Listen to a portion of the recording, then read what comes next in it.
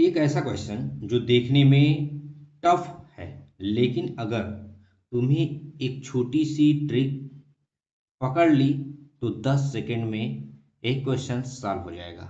आज का क्वेश्चन देखने वाले हैं कि इसे हम लोग ट्रिक की सहायता से कैसे हम हल करेंगे। सबसे पहला स्टेप हमें क्या करना है, स्टेप 1 में हमें करना क्या है। सबसे पहले हम इसको तोड़ते हैं, क्योंकि जब एक्सप्रेशन कॉम्प्लेक्स लगे तो उसको सिंप्लीफाई करना ही स्मार्ट तरीका होता है।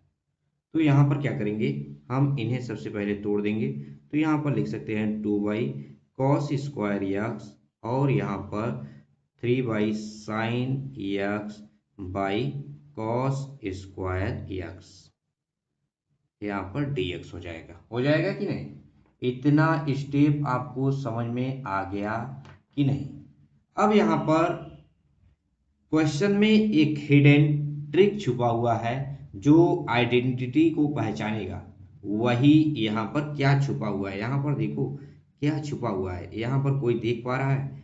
अब यहाँ पर एक चीज ऐसा छुपा हुआ है जिसे आपको देखना पड़ेगा। तो यहाँ पर देखिए 1/cos² इज इक्वल टू क्या होगा, क्या होगा sec²x। अब यहीं पर sin x बाई cos² है, तो यहाँ पर क्या होगा sin x बाई cos² है।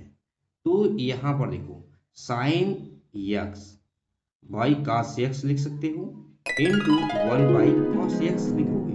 इसी को तुम क्या करोगे, यहाँ पर tan x और 1/cos sec के बराबर हो जाएगा। ये क्या है, बस इतना ट्रिक तुम्हें पता होना चाहिए, क्वेश्चन अपने आप बन जाएगा। ठीक है, अब यहाँ पर देखो, सिर्फ यहाँ पर देखो, यहाँ पर 2 है तो यहाँ पर क्या अब लिखोगे, तो यहाँ पर cos² 1/में है तो यहाँ पर हो जाएगा 2 sec²x। अब यहाँ पर क्या हो जाएगा sin x बाई cos²x, तो यहाँ पर क्या लिख सकता हूँ 10x 3 10x into sec x लिख सकता हूँ, और यहाँ पर ब्रैकेट क्लोज कर दूंगा। ठीक है, अब तुम्हें क्या याद करना है, स्टैंडर्ड फार्मूला। अब तुम्हें स्टैंडर्ड फार्मूला अगर पता होगा तो ये क्वेश्चन बहुत अच्छे से सॉल्व हो जाएगा। चलो इन्हें हम बांट देते हैं जिससे तुम्हें और भी आसान लगे। तो यहाँ पर देखो 2, ये 2 को कांस्टेंट है, इसे बाहर कर देंगे, 2 sec² और dx का यहाँ पर मल्टीप्लाई करेंगे। अब इंटीग्रेशन का इसमें मल्टीप्लाई करेंगे, तो यहाँ पर 3 बाहर हो जाएगा, कांस्टेंट है, तो यहाँ पर 10x इंटू sec और यहाँ पर dx का भी हो जाएगा। यहाँ पर देखो एक स्टैंडर्ड फॉर्म में कन्वर्ट हो चुका है। अब तुम्हें करना क्या है, यहाँ पर देखो, यहाँ पर integration sec² dx is equal to होता क्या है 10x होता है। अगर तुम्हें इतना याद होगा तो यहाँ पर सब कुछ क्या होगा, क्वेश्चन यहीं पर खत्म हो जाएगा। अब यहाँ पर 10x इंटू sec है तो मतलब यहाँ पर sec होगा।